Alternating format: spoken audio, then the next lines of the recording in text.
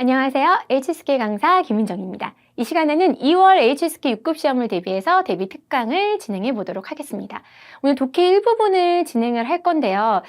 독해 1부분은 제가 이제 계속 지금 대비 특강을 진행하고 제가 사실 수업을 할 때도 그렇고 매번 말씀드리는 거지만 버리셔야 되죠. 또 새해가 밝아서 얼마 안 돼서 우리가 2월 시험을 보는데 또 이 얘기를 하고 있지만 버리셔야 되는 부분이지만 남들이 다 버리고 되게 버거워하기 때문에 제가 매번 말씀드립니다. 강의라도 짧게 지금 이거 5분, 10분, 10분, 15분짜리 강의라도 들으면서 포인트라도 좀 잡고 가면 그러면 이 짧은 시간 동안에 그래 남들보다는 내가 조금이라도 더 맞춰서 어차피 남들 버리는 건 나는 여기서 2점, 4점, 6점 좀 따보겠다라고 오히려 조금 긍정적으로 생각하시면 좋을 영역이라는 거 생각하시면서 본격적으로 강의 들어가 보도록 하겠습니다. 오늘의 적중 문제 볼 겁니다. 그러니까 사실은 독해 1부분은 문제로 접근을 좀 많이 하셨으면 좋겠어요. 그러니까 독해 1부분 같은 경우에는 책을 그 종합서를 봐도 그렇고 되게 두꺼워요. 왜냐면 설명해야 될 문법이 굉장히 많거든요. 근데 그 문법을 막 보면서 하면 그걸 또 문제 본다고 적용이 되는 것도 아니잖아요. 독해 부분 같은 경우 무조건 문제부터 적용하시는 게 좋을 것 같아요. 그러니까 문제를 내가 막 이론을 공부할게 가기 전에 봤자라도 보고 뭐 페이지 그거 별 의미 없습니다. 그죠? 문제적으로 접근을 하셔야 돼요. 그래서 이런 오류 고르는 문제 이런 문제 있었지 하고 문제를 좀 몇 문항을 오히려 풀어보고 가시는 게 그리고 풀려있는 문제를 조금 다시 확인하고 가시는 게 좋아요. 독해 부분 같은 경우는 무조건 문제를 먼저 보고 그리고 나서 어떻게 푸는지 풀이 순서나 과정을 좀 확인을 하고 이 문제가 어떤 유형인지가 굉장히 중요해요. 사실 독해 1부분 같은 경우 유형이 그냥 딱 한 대여섯 가지로 정해져 있거든요. 그래서 그 유형 안에서만 나와요. 근데 그 유형을 내가 알아내고 그대로 공략해서 문제를 푸는 게 어려운 거지 유형 자체는 좀 정해져 있기 때문에 문제를 풀고 나서 이게 어떤 유형의 문제였는지는 기억하고 넘어가시는 게 진짜 실전에서 좀 도움이 될 수 있다는 거. 보면서 갈게요. 자, 오늘 두 문항을 풀어볼 건데 첫 번째 문항을 보시면 우와, 쇼다오가 이렇게 쭉 진행이 되죠.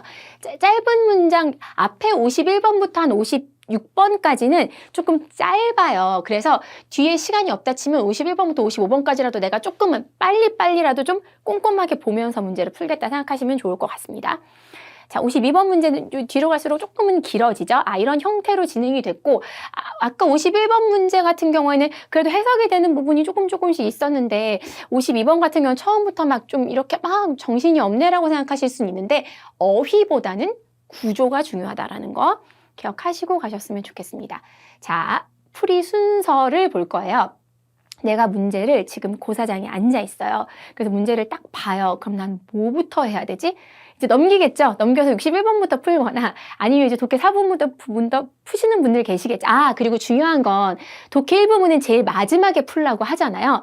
저도 똑같은 말씀을 드립니다. 독해 1부분은 제일 마지막에 푸셔야 돼요. 그러니까 여기에 힘을 쏟는 대신에 다른 영역을 조금 더 신경 써서 빨리 풀고 제일 마지막에 오시는 게 좋다라는 건 다시 한번 설명을 드리면서 갈게요. 주어, 수로, 목적어 제발 앞에 줄 거가면서 해석하지 마시고요. 주어, 수로, 목적어를 나눠주셔야 돼요. 그러니까 단 한 번도 절대로 빠지지 않고 출제되는 것 중에 하나가 문장 성분의 호응, 결여, 잉여거든요. 그러니까 무슨 말이냐면 주어, 수로, 목적어가 있어야 문장이 되는데 기본적으로 뭐 부사어나 형용사는 없어도 문장이 되는데 내가 뭐 했어 내가 뭐 어떻게 뭐를 막 이렇게 했어가 얘기가 없어도 내가 밥을 먹어 하면 문장이 되잖아요. 그러니까 주어 수로 목적어가 가장 기본 골격이기 때문에 거기서 문제가 일어나는지 안 나는지를 문제를 꼭 내요. 10문제 중에서 주어 수로 목적어의 문장 성분에 관한 문제가 5문제 이상 출제되는 경우도 있거든요. 그러니까 그거 기억을 하셔야 된다는 거. 볼게요. 자, 주어, 수로, 목적어 나눕니다. 나머지 관형어나 부사어 같은 경우는 제가 이제 색깔을 안 넣었죠. 자, 주술목 위주로 볼게요. 나는 받았어. 뭐를? 더 편지를. 크게 문제가 없는 거예요. 짧아서 문장이 쉬운 게 아니라 주어, 수로, 목적어를 보시는 거죠. 받아본 적이 있어. 뭘? 이거는 양사잖아요. 어디? 먼 지역, 저 외딴 지역에서 온 편지를 받았다. 문제 없습니다. 관형어 자체에서 오류가 나는 경우는 그렇게 많지가 않기 때문에 주어, 수로, 목적어 기둥부터 확인을 하셔야 돼요. 자, 이런 식으로 해서 일단은 나눠보는 거죠. 주술목을. 我的父亲 아버지가 주어네요. 15년간 뭘 안 했대요. 그죠? 이건 다 이제 수식어구죠. 부사어. 전체적으로 이거 자체가 다 통으로 부사어예요. 근데 이제 조금 나눠서 제가 설명을 드린 거죠. 쇼고 한 적이, 뭐가 말 한마디도 한 적이 없이 그렇게 흘러왔다. 러의 오류는 시험에 거의 나오지 않는다고 생각하시면 좋을 것 같아요. 왜냐하면 러는 아직까지도 중국의 어학자들도 자기네들끼리 의견이 굉장히 분분해요. 왜냐면 러를 굉장히 많이 사용하잖아요. 근데 그 규칙 없이 막 사용하는 경우들도 굉장히 많기 때문에 러 자체를 가지고 이게 맞네 틀리네는 언어학자들끼리도 논란의 여지가 굉장히 많기 때문에 러는 일단 빼고 보세요. 선생님이 러가 너무 이상하지 않아? 아니요, 상관없어요. 이게 변화의 러가 있기 때문에 이게 중요한 게 아니라 앞에 구조적으로 좀 접근을 하셔야 된다는 거예요. 아버지가 나랑 15년 동안에 말을 안 했대요. 깨알 같은 좀 팁 하나 드리자면 여기 개사구죠. 나와. 그럼 메이어나 일반적인 부사는 개사구 앞에 들어가는 게 맞습니다. 자, C 볼게요. 치위에다 해놓고 제가 지금 여기에 주어는 끊었는데 여기 보통 관형을 이렇게 끊어주는 이유가 정확하게 보셔야 돼요. 7월의 내몽고 초원이에요. 는 시 동사의 중요한 특징은 뭐냐면 같은 선상에 있는 거죠. 오, 시 하면 내가 이코르 선생님인 거죠. 그래서 아름다운 계절이야. 이 약간 좀 의심스러워요. 자, 이거 확인하고 제가 구체적으로 좀 설명을 드릴 거예요. 자, 이게 보시면 学好英语的 이것도 또 관형어죠. 수식이에요. 영어를 마스터하는 유일한 길은 또 시죠. 뭐예요?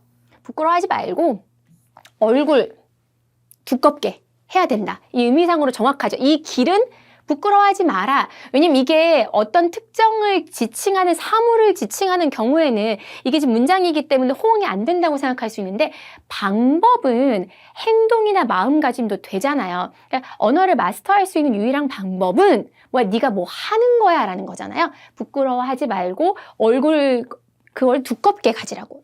내가 신경 쓰지 말고 그냥 뻔뻔하게 나가라 라는 얘기거든요. 호응이 맞습니다.